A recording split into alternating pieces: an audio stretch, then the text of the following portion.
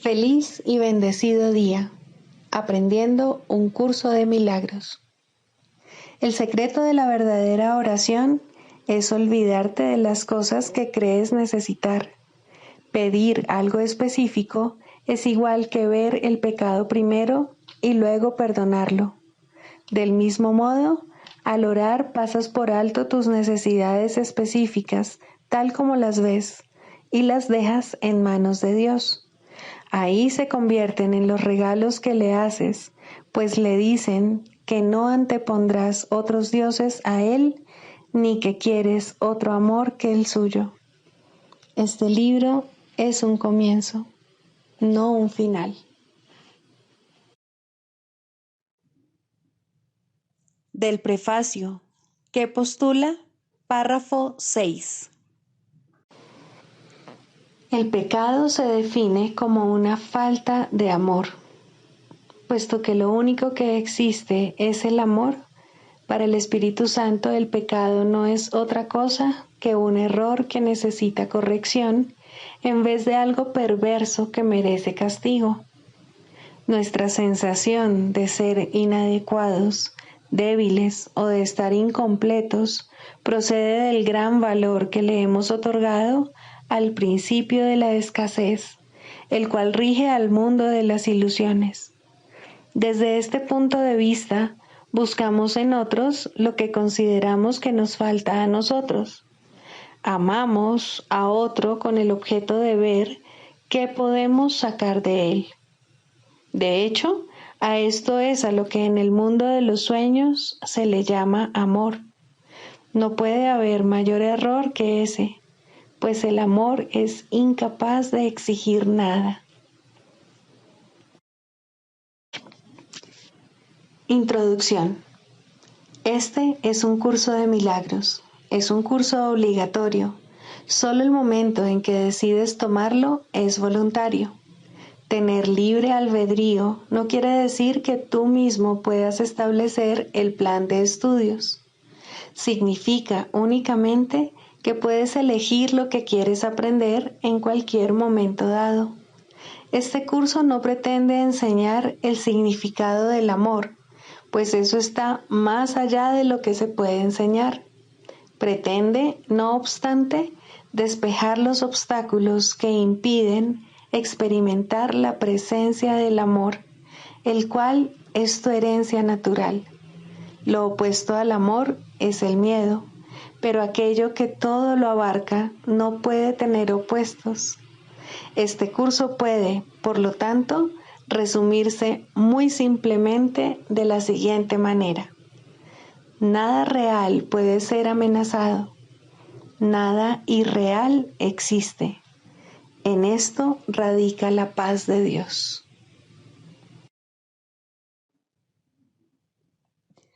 Capítulo 1. El significado de los milagros. Primero, principios de los milagros. Principio 46. El Espíritu Santo es el medio de comunicación más elevado. Los milagros no entrañan ese tipo de comunicación debido a que son medios temporales de comunicación. Cuando retornes a la forma original de comunicación con Dios por revelación directa, los milagros dejarán de ser necesarios. Capítulo 30. El nuevo comienzo. Segundo, el libre albedrío. ¿No te das cuenta de que oponerte al Espíritu Santo es luchar contra ti mismo? Él solo te dice lo que es tu voluntad. Él habla por ti. En su divinidad radica la tuya, y del único conocimiento de que Él goza es del tuyo, que ha sido salvaguardado para ti a fin de que puedas hacer tu voluntad a través de Él. Dios te pide que hagas tu voluntad. Él se une a ti, pues no estableció su reino solo, y el cielo mismo, donde todo lo creado es para ti, no representa otra cosa que tu voluntad. Ni una sola chispa de vida fue creada sin tu grato consentimiento, tal como tú quisiste que fuese. Ni uno solo de los pensamientos que Dios jamás haya tenido pudo haber nacido sin tu bendición. Dios no es tu enemigo. Él solo quiere oírte llamarle amigo. Qué maravilloso es hacer tu voluntad, pues eso es libertad. A nada más debería llamársele por ese nombre, a menos que hagas tu voluntad, no serás libre. ¿Y hubiese podido Dios dejar a su Hijo sin lo que éste eligió para sí mismo? Lo único que Dios hizo al darle su perfecta respuesta fue asegurarse de que nunca perdieses tu voluntad. Escúchala ahora, para que te puedas acordar de su amor y conocer tu voluntad.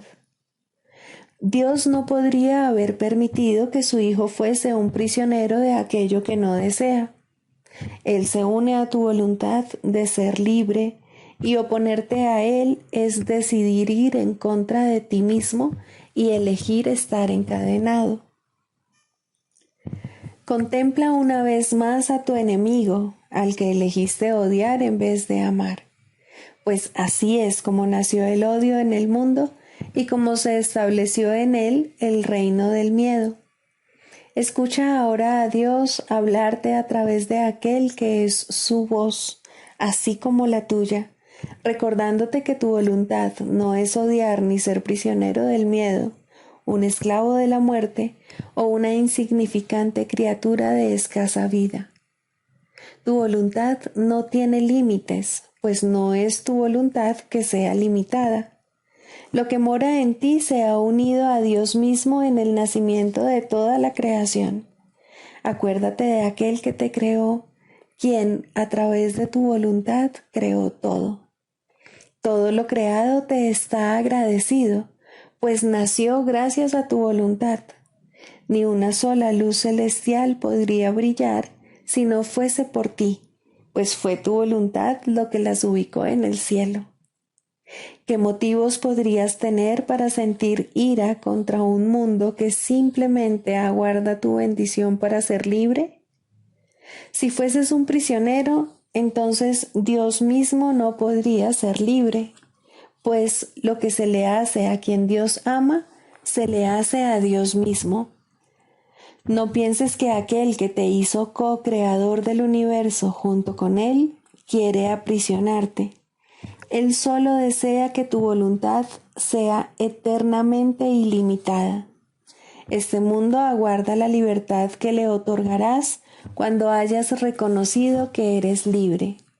Pero tú no perdonarás al mundo hasta que hayas perdonado a aquel que te dio tu voluntad, pues es a través de tu voluntad como el mundo se libera. Y tú no puedes ser libre estando separado de aquel cuya santa voluntad compartes. Dios se dirige a ti y te pide que salves al mundo, pues mediante tu propia salvación el mundo sana, y todo el que camina sobre la faz de la tierra depende de tu decisión para aprender que la muerte no tiene ningún poder sobre él, toda vez que comparte tu libertad y tu voluntad. Tu voluntad es sanarlo, y puesto que esto es una decisión que tomaste con Él, Él ha sanado. Y ahora Dios ha sido perdonado, pues decidiste ver a tu hermano como amigo.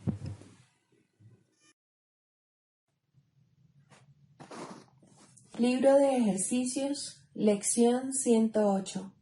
Dar y recibir son en verdad lo mismo. La visión depende de la idea de hoy. La luz se encuentra en ella, pues reconcilia todos los aparentes opuestos. ¿Y qué puede ser la luz sino la resolución, nacida de la paz, de fundir todos tus conflictos y pensamientos erróneos en un solo concepto que sea completamente cierto? Incluso éste desaparecerá, ya que el pensamiento que se encuentra tras él aparecerá para ocupar su lugar. Y ahora estás en paz para siempre, pues en este punto al sueño le llega su fin. La verdadera luz que hace posible la verdadera visión no es la luz que los ojos del cuerpo contemplan. Es un estado mental que se ha unificado en tal grado que la obscuridad no se puede percibir en absoluto. Y de esta manera, lo que es igual se ve como lo mismo, mientras que lo que es diferente ni se nota, pues no está ahí.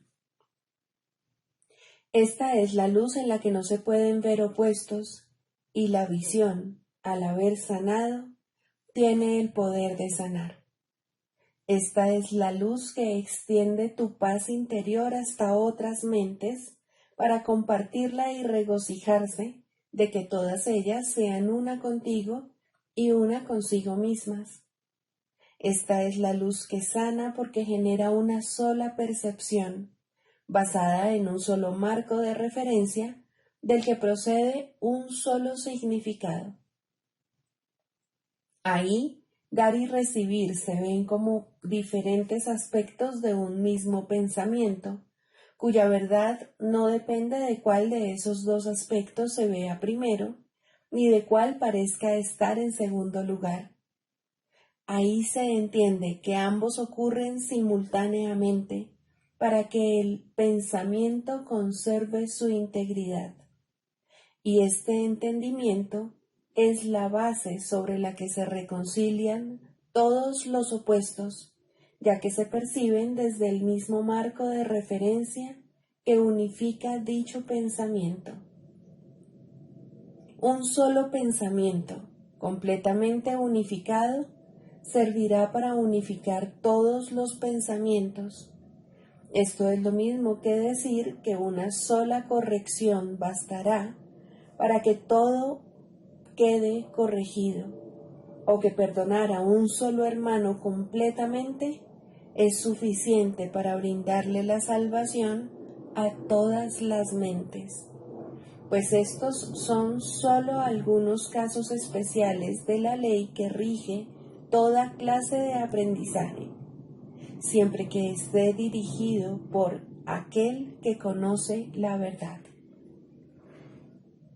Aprender que dar es lo mismo que recibir tiene una utilidad especial, ya que se puede poner a prueba muy fácilmente y comprobar que es verdad. Y cuando con este caso especial se haya comprobado que en toda circunstancia en que se le ponga a prueba siempre da resultado, el pensamiento subyacente se puede entonces generalizar a otras áreas de duda y de doble visión, y de ahí se expandirá hasta llegar finalmente al único pensamiento subyacente a todos. Hoy practicaremos con el caso especial de dar y recibir. Utilizaremos esta sencilla lección acerca de lo obvio porque produce resultados que no se nos pueden escapar. Dar es recibir. Hoy intentaremos ofrecerle paz a todo el mundo y ver cuán rápidamente retorna a nosotros. La luz es tranquilidad y en esa paz se nos concede la visión y entonces podemos ver. De este modo damos comienzo a nuestras sesiones de práctica con las instrucciones para hoy y afirmamos: dar y recibir son en verdad lo mismo. Recibiré lo que estoy dando ahora. Luego cierra los ojos y piensa durante 5 minutos en lo que quieres ofrecerle a todo el mundo para así disfrutar de ello. Podrías decir, por ejemplo, le ofrezco sosiego a todo el mundo. Le ofrezco paz interior a todo el mundo. le ofrezco ternura a todo el mundo. Repite cada frase lentamente y luego haz una pequeña pausa esperando recibir el regalo que diste. Este te llegará en la misma medida en que lo diste. Te darás cuenta de que recibes una retribución exacta, pues eso es lo que pediste. Puede que te resulte útil, asimismo, pensar en alguien a quien dar tus regalos. Él representa a los demás y a través de él estarás dándoselos a todo el mundo. Nuestra sencilla lección de hoy te enseñará mucho. De ahora en adelante entenderás mucho mejor el concepto de efecto y causa, y nuestro progreso será mucho más rápido. Piensa en los ejercicios de hoy como rápidos avances en tu aprendizaje, el cual se acelerará y consolidará cada vez que digas: dar y recibir son en verdad lo mismo.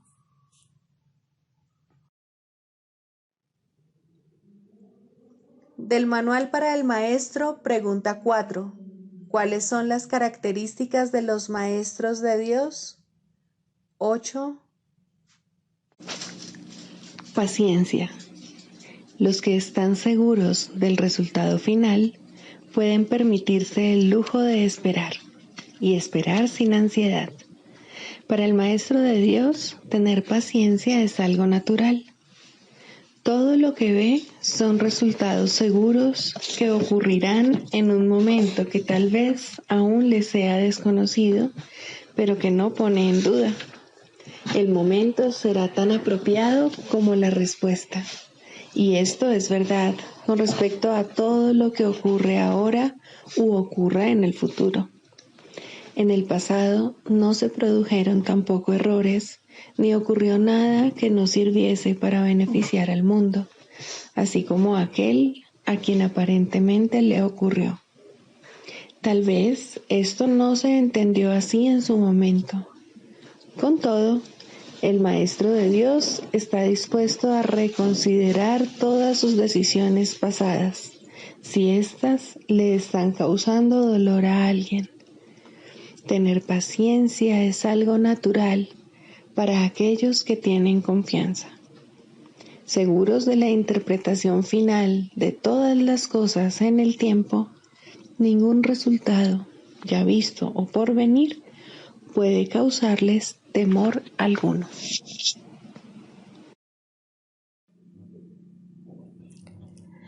Manual para el Maestro.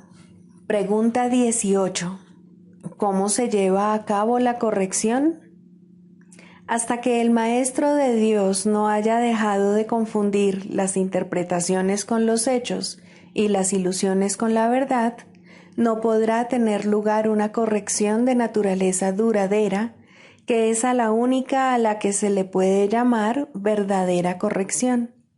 Si discute con su alumno acerca de un pensamiento mágico, ataca dicho pensamiento, trata de probar que es erróneo o demostrar su falsedad, solo estará dando testimonio de su realidad. Esto conduce inevitablemente a la depresión, pues habrá probado tanto a su alumno como a sí mismo que la tarea de ambos es escapar de lo que es real. Y esto es de todo punto imposible. La realidad es inmutable. Los pensamientos mágicos no son sino ilusiones, pues, de no ser así, la salvación no sería más que el mismo sueño irrealizable de siempre, solo que con una nueva fachada. El sueño de la salvación, en cambio, tiene un nuevo contenido, y la diferencia entre ambos no estriba solo en la forma. La lección más importante que los maestros de Dios deben aprender es cómo reaccionar sin ira ante los pensamientos mágicos. Solo de esta manera pueden proclamar la verdad acerca de sí mismos. El Espíritu Santo puede entonces hablar a través de ellos acerca de la realidad del Hijo de Dios y recordarle al mundo lo que es la impecabilidad, la única condición inalterada e inalterable de todo cuanto Dios creó. El Espíritu Santo puede ahora proclamar la palabra de Dios a oídos atentos y llevar la visión de Cristo a ojos que ven. Ahora Él es libre de enseñarles a todas las mentes lo que ellas en realidad son, para que gustosamente les sean devueltas a Él. Y ahora, en su visión y en la palabra de Dios, se perdona y se pasa por alto completamente la culpabilidad. La ira no hace más que proferir a gritos, la culpabilidad es real. La realidad queda obliterada cuando esta creencia de mente reemplaza a la palabra de Dios. Ahora son los ojos del cuerpo los que ven y sus oídos los únicos que pueden oír. El limitado espacio que ocupa y su exiguo aliento se convierten en el criterio con el que medir la realidad, y la verdad se vuelve diminuta e insignificante. La corrección tiene una sola respuesta para todo esto y para todo el mundo que se basa en ello. Confundes tus interpretaciones con la verdad y te equivocas, mas un error no es un pecado, ni tus errores han derrocado a la realidad de su trono. Dios reina para siempre, y solo sus leyes imperan sobre ti y sobre el mundo. Su amor sigue siendo lo único que existe. El miedo es una ilusión, pues tú eres como Dios. Para que el Maestro de Dios pueda curar, es esencial, pues, que permita que sus propios errores le sean corregidos. Si siente la más leve irritación al responder a otro, que se dé cuenta de inmediato de que ha hecho una interpretación falsa. Que se dirija entonces a su eterno guía interno y deje que sea Él quien juzgue cuál debe ser su respuesta. De este modo, el Maestro de Dios se cura y en su curación su alumno se cura con él. La única responsabilidad del Maestro de Dios es aceptar la expiación para sí mismo. La expiación es sencillamente la corrección o anulación de los errores. Cuando se haya alcanzado, el Maestro de Dios se habrá convertido, por definición, en un obrador de milagros. Sus pecados le habrán sido perdonados y él ya no se condenará a sí mismo. ¿Cómo podría entonces condenar a otros?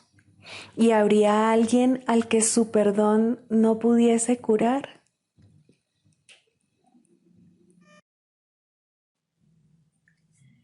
Manual para el maestro. Clarificación de términos. 4. La percepción verdadera, el conocimiento. El mundo que ves no es más que la ilusión de un mundo. Dios no lo creó, pues lo que Él crea tiene que ser tan eterno como Él. En el mundo que ves, no obstante, no hay nada que haya de perdurar para siempre. Algunas cosas durarán en el tiempo algo más que otras, pero llegará el momento en el que a todo lo visible le llegue su fin. Los ojos del cuerpo no son, por lo tanto, el medio a través del cual se puede ver el mundo real, pues las ilusiones que contemplan solo pueden conducir a más ilusiones de la realidad. Y eso es lo que hacen, pues todo lo que los ojos del cuerpo ven no solo no ha de durar, sino que además se presta a que se tengan pensamientos de pecado y culpabilidad. Todo lo que Dios creó, por otra parte, está por siempre libre de pecado y por ende, por siempre libre de culpabilidad. El conocimiento no es el remedio para la percepción falsa, puesto que al proceder de distintos niveles jamás pueden encontrarse. La única corrección posible para la percepción falsa es la percepción verdadera. Esta no perdurará, pero mientras dure, su propósito será sanar. La percepción verdadera es un remedio que se conoce por muchos nombres. El perdón, la salvación, la expiación y la percepción verdadera son todos una misma cosa. Son el comienzo de un proceso cuyo fin es conducir a la unicidad que los trasciende a todos. La percepción verdadera es el medio por el que se salva al mundo de las garras del pecado, pues el pecado no existe. Y esto es lo que la percepción verdadera ve. El mundo se yergue como un sólido muro ante la faz de Cristo, pero la percepción verdadera lo ve solo como un frágil velo, tan fácil de descorrer que no podría durar más de un instante. Por fin se ve el mundo tal como es, y ahora no puede sino desaparecer, pues en su lugar ha quedado un espacio vacío que ha sido despejado y preparado. Donde antes se percibía destrucción, aparece ahora la faz de Cristo, y en ese instante el mundo queda olvidado, y el tiempo acaba para siempre al disolverse el mundo en la nada de donde provino. Un mundo perdonado no puede durar mucho. Era la morada de los cuerpos, pero el perdón mira más allá de ellos. En eso radica su santidad. Así es como sana. El mundo de los cuerpos es el mundo del pecado, pues sólo si el cuerpo existiese sería posible el pecado. El pecado acarrea culpabilidad tan irremediablemente como el perdón acaba con ella. Y una vez que ha desaparecido todo rastro de culpabilidad, ¿qué queda que pueda seguir manteniendo al mundo separado y fijo en su lugar? Pues la idea de lugar habrá desaparecido también junto con el tiempo. El cuerpo es lo único que hace que el mundo parezca real, pues, al ser algo separado, no puede permanecer donde la separación es imposible.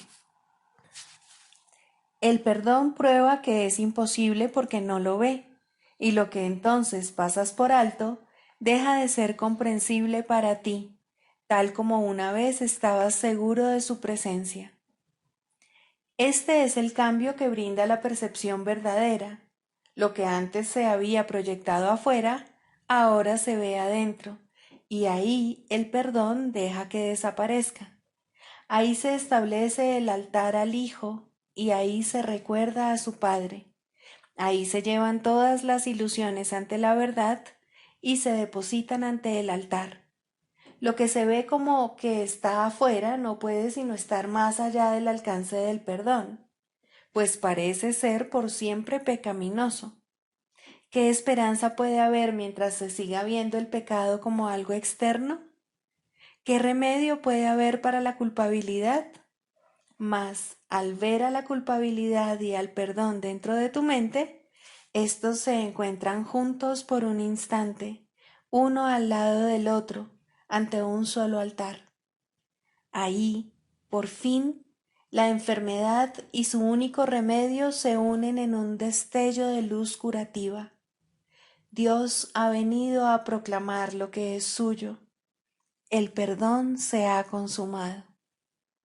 Y ahora el conocimiento de Dios, inmutable, absoluto, puro y completamente comprensible, entra en su reino. Ya no hay percepción, ni falsa ni verdadera. Ya no hay perdón, pues su tarea ha finalizado. Ya no hay cuerpos, pues han desaparecido ante la deslumbrante luz del altar del Hijo de Dios. Dios sabe que ese altar es el suyo, así como el de su Hijo. Y ahí se unen, pues ahí el resplandor de la faz de Cristo ha hecho desaparecer el último instante del tiempo, y ahora la última percepción del mundo no tiene propósito ni causa, pues ahí donde el recuerdo de Dios ha llegado finalmente, no hay jornada, ni creencia en el pecado, ni paredes, ni cuerpos.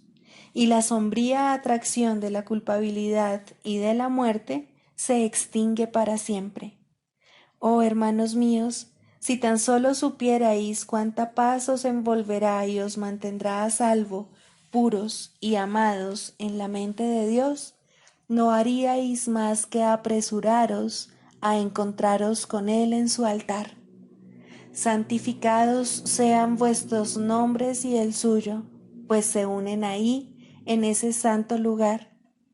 Ahí Él se inclina para elevaros hasta Él, liberándoos de las ilusiones para llevaros a la santidad, liberándoos del mundo para conduciros a la eternidad, liberándoos de todo temor y devolviéndoos al amor. Tercero, el papel del psicoterapeuta. El psicoterapeuta es un líder en el sentido de que camina ligeramente delante del paciente y le ayuda a evitar algunas de las trampas del camino al verlas primero.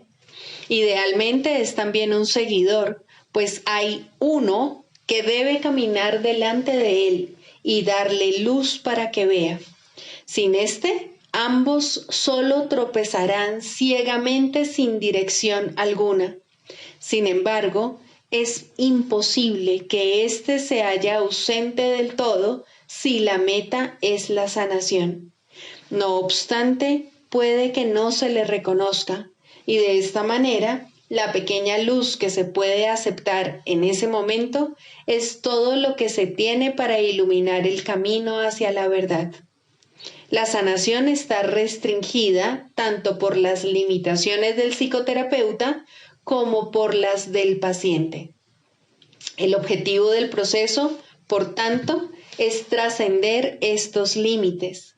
Ninguno de los dos puede hacer esto solo, pero cuando se unen, se les ha dado la potencialidad para trascender todas las limitaciones. Ahora el alcance de su éxito depende de qué tanto de su potencialidad están dispuestos a usar. La voluntad puede provenir de cualquiera de los dos al principio, y en cuanto el otro la comparta, crecerá. El progreso se convierte en un asunto de decisión. Puede alcanzar casi hasta el cielo o no alejarse del infierno más que un paso o dos. Es muy posible que la psicoterapia parezca fracasar. Incluso es posible que el resultado parezca un retroceso. Pero al final tiene que haber algún éxito. Uno pide ayuda, otro escucha y trata de responder en forma de ayuda. Esta es la fórmula de la salvación y tiene que sanar. Solo las metas divididas pueden interferir en la sanación perfecta. Un terapeuta sin ningún ego podría sanar el mundo sin una palabra, por el solo hecho de estar ahí. No necesita que nadie lo vea o le hable o incluso sepa de su existencia. Su simple presencia es suficiente para sanar. El terapeuta ideal es uno con Cristo, pero la sanación es un proceso, no un hecho.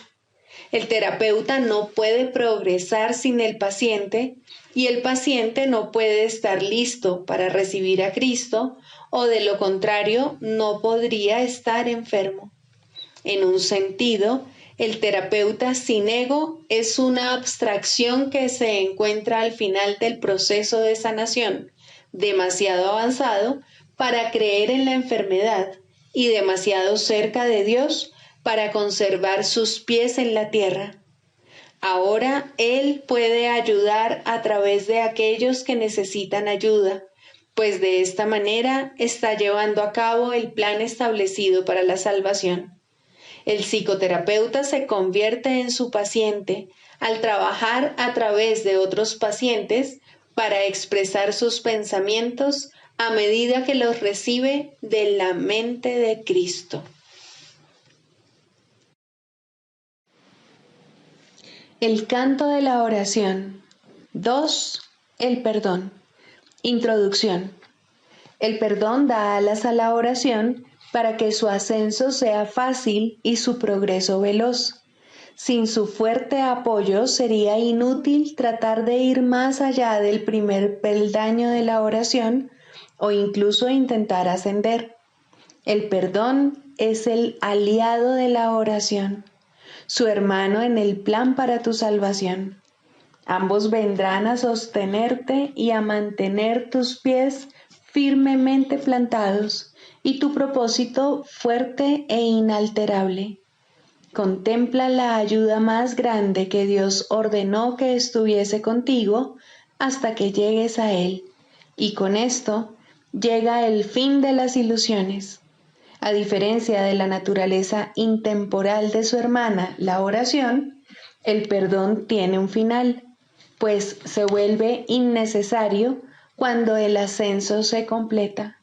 No obstante, por ahora tiene un propósito más allá del cual no puedes ir, ni es necesario que lo hagas. Logra esto y habrás sido redimido. Logra esto y habrás sido transformado. Logra esto y salvarás al mundo. Primero, perdonarte a ti mismo. Ningún regalo del cielo ha sido tan mal interpretado como el perdón. De hecho, se ha convertido en una calamidad, en una maldición allí donde debía bendecir, en una cruel burla de la gracia, en una parodia de la santa paz de Dios. Pero aquellos que aún no han elegido dar los primeros pasos en el camino de la oración, no pueden sino usarlo de esa manera. La benevolencia del perdón resulta imperceptible al principio, porque no se entiende lo que es la salvación ni realmente se busca. Lo que se concibió para curar se usa para herir, porque no se desea el perdón. La culpa se convierte en la salvación y el remedio parece ser una terrible alternativa a la vida. Así, pues, el perdón para destruir se adapta mucho mejor al propósito del mundo que el verdadero objetivo del perdón y los medios honestos por los cuales éste se alcanza.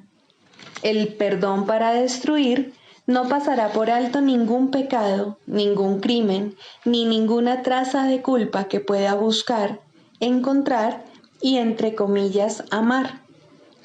Amado de su corazón es el error, y las faltas lucen enormes y crecen y se expanden ante su mirada. Selecciona cuidadosamente todas las cosas perversas y pasa por alto lo amoroso, como si de una plaga se tratase, algo odioso teñido de peligro y muerte. El perdón para destruir es la muerte, y eso es lo que ve en todo lo que contempla y odia. La misericordia de Dios se ha convertido en un cuchillo retorcido que busca destruir al Santo Hijo que Él ama. ¿Te perdonarías a ti mismo por todo esto? Aprende entonces que Dios te ha dado los medios a través de los cuales puedes retornar a Él en paz. No veas el error, no lo hagas real. Selecciona lo amoroso y perdona el pecado al elegir en su lugar la faz de Cristo. ¿De qué otra manera puede la oración regresar a Dios? Él ama a su Hijo. ¿Podrías acordarte de Él y al mismo tiempo odiar lo que Él creó? Odiarás al Padre si odias al Hijo que Él ama. Pues tal como veas al Hijo, así te verás a ti mismo, y tal como te veas a ti mismo, así será Dios para ti. De la misma manera en que siempre oras por ti, del mismo modo es a ti al que siempre se le concede el perdón. Es imposible perdonar a otro, pues son únicamente tus pecados lo que ves en él. Quieres verlos en él y no en ti. Por eso es por lo que perdonar a otro es una ilusión. Sin embargo, es el único sueño feliz en todo el mundo, el único que no conduce a la muerte. Solo en otro puedes perdonarte a ti mismo, pues le has hecho culpable de tus pecados y ahora tienes que encontrar tu inocencia en él. ¿Quién sino el pecador necesita que se le perdone? Jamás pienses que puedes ver pecado en nadie excepto en ti mismo. Este es el gran engaño del mundo, y tú, el que más se engaña a sí mismo. Siempre parece que el malvado es otro, y como resultado de su pecado, tú eres el perjudicado. ¿Sería posible la liberación si esto fuese cierto? Pues en tal caso serías el esclavo de todos, ya que lo que cualquiera de ellos hiciese dictaría tu destino, tus sentimientos, tu desesperación o esperanza, tu desdicha o alegría. No serías libre a menos que Él te concediese la libertad, y al Él ser malvado, solo puede dar maldad. No puedes ver sus pecados sin ver los tuyos, mas puedes liberarlo y liberarte a ti mismo. El perdón, verdaderamente concedido, es el camino en el cual se encuentra tu única esperanza de libertad. Otros cometerán errores al igual que tú, mientras esta parodia de mundo parezca ser tu hogar. No obstante, Dios mismo dio a todos sus hijos un remedio para todas las ilusiones que creen ver. La visión de Cristo no utiliza tus ojos, pero tú puedes mirar a través de los suyos y aprender a ver como Él. Los errores no son sino diminutas sombras que desaparecen fugazmente y que solo por un instante parecen ocultar la faz de Cristo, que continúa inmutable tras todas ellas. Su constancia permanece en tranquilo silencio y perfecta paz. Él no sabe de sombras. Suyos son los ojos que ven, más allá del error, al Cristo en ti. Pide entonces su ayuda y pregúntale cómo aprender lo que es el perdón, tal como su visión lo ve. Tienes necesidad de lo que Él da, y tu salvación depende de lo que aprendas. La oración no es libre para llegar hasta el cielo, mientras el perdón para destruir permanezca contigo. La misericordia de Dios eliminará de tu santa mente esta manera de pensar mordaz y venenosa. Cristo te ha perdonado y en su visión el mundo se torna tan santo como Él. Quien no ve maldad en el mundo, ve como Él, pues lo que Él ha perdonado no ha pecado y así ya no hay más culpa. El plan de la salvación se ha cumplido y la cordura ha llegado. El perdón es la llamada a la cordura, pues ¿quién sino un demente se fijaría en el pecado cuando en su lugar puede ver la faz de Cristo? Esta es la elección que tienes ante ti, la más simple y sin embargo la única que puedes hacer. Dios te pide que salves a su Hijo de la muerte, ofreciéndole el amor de Cristo. Esta es tu necesidad y Dios te ofrece este regalo. Tal como Él da, así tienes que dar tú también. Y de este modo, la oración se restituye a lo amorfo, más allá de todo límite a la intemporalidad, sin nada del pasado que le impida volver a unirse al perenne canto que toda la creación le entona a su Dios. Mas para alcanzar este fin, Y antes de llegar allí donde el aprendizaje ya no tiene objeto, debes primero aprender. El perdón es la llave, mas ¿quién puede usar una llave cuando no sabe dónde está la puerta para la que se hizo y para la que solamente sirve? Por lo tanto, tenemos que hacer una clara distinción, de modo que la oración pueda ser liberada de la oscuridad y llegar a la luz. El papel del perdón debe invertirse y limpiarse de todo uso malvado y de las metas de odio para las que se ha empleado. El perdón para destruir debe ponerse al descubierto en toda su perfidia y luego abandonarse para siempre. No debe quedar ni el más mínimo vestigio de él si el plan que Dios estableció para tu retorno ha de lograrse al fin y el aprendizaje concluir. Este es el mundo de los opuestos y tienes que elegir entre ellos a cada instante mientras el mundo siga siendo real para ti. No obstante, debes aprender cuáles son las alternativas que verdaderamente tienes, o no serás capaz de lograr tu libertad. Deja, pues, que te resulte claro lo que el perdón en realidad significa para ti, y aprende lo que debería hacer para hacerte libre. El nivel de tu oración depende de ello, pues aquí espera por su libertad para elevarse del mundo del caos y llegar a la paz.